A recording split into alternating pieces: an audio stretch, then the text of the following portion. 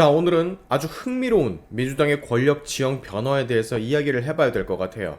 오늘 이 두 기사를 보면 이미 정청래는 힘을 잃는 상황에 놓여 있다는 것을 확신할 수 있을 텐데, 놀랍게도 이 중심엔 이재명 대통령 본인이 있다라고 전 파악하고 있습니다. 자, 최근에 이재명이 의미심장한 메시지를 하나 냈죠. 표면적으로는 여당 전체를 향한 이야기였습니다. 하지만 정치권에선 다르게 해석도 가능해요. 왜냐하면 지금 이 시점, 타이밍이 좀 절묘하기 때문에. 민주당은 지금 전당대회를 앞두고 있습니다. 차기 당권 경쟁이 이미 전부터 시작이 됐고, 그 중심엔 때를 쓰고 이재명의 말을 듣지 않는 정청래가 앉아있죠.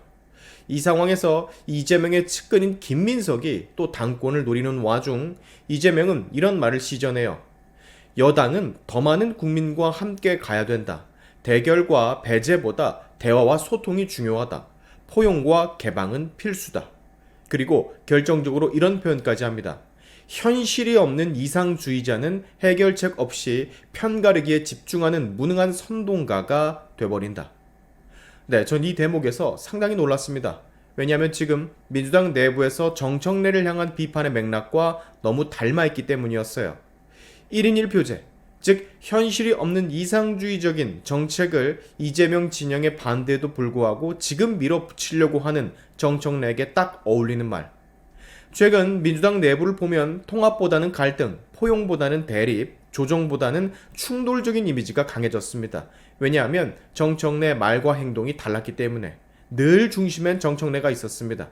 물론 대표 입장에서는 강성 지지층을 결집시키는 전략일 수 있어요. 근데 대통령 이재명은 다르다라는 거.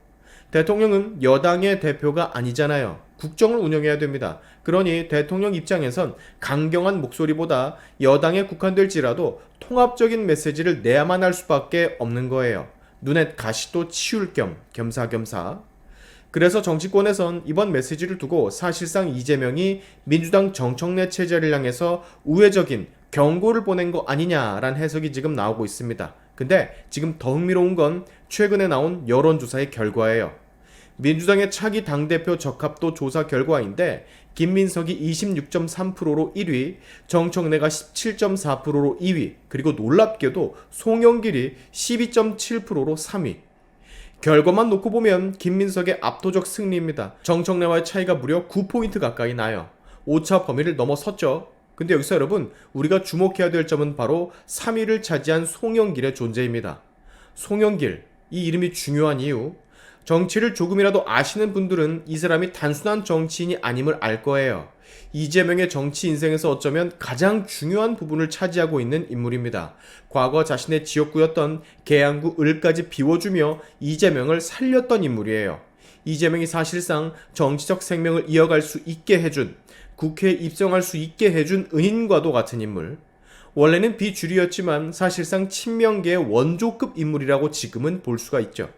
그런 송영길이 복당한 직후 국회의원이 돼버리고 곧바로 당대표 적합도 12.7%로 3위를 기록합니다. 여기서 중요한 건 순위가 아니에요. 구도입니다. 구도. 김민석이 1위, 송영길이 3위, 그리고 그 사이에 정청래가 끼어 있습니다.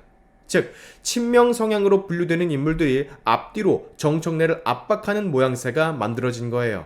정청래 입장에선 굉장히 곤란한 상황, 불편한 상황이죠. 왜냐하면 과거에는 자신이 친명계 핵심 중 하나로서 움직였지만 지금은 오히려 적대시가 되고 친명계 전체가 자신의 생각과는 다른 방향으로 가는 모습이 보여지기 때문에. 더 놀라운 건 범여권 차기 지도자 조사. 여기선 상황이 더 극명해요. 김민석이 15.3%, 강훈식이 8.6%, 그리고 송영길이 7.4%, 그리고 정청래는 5.4%. 무려 송영길보다, 강훈식보다 낮게 나온 정청래. 이 수치는 여러분 굉장히 상징적입니다. 당대표 적합도에선 2위였지만 정작 범여권 전체 미래주작 경쟁력에서는 존재감이 급격히 떨어진다는 뜻이기 때문이죠. 제가 예전에 그런 얘기를 한 적이 있는데 정청래는 급이 안 된다고. 여기서 그게 딱 드러나는 겁니다. 결국 지금 민주당 내부에서 벌어지는 일은 단순한 당대표 선거가 아니에요.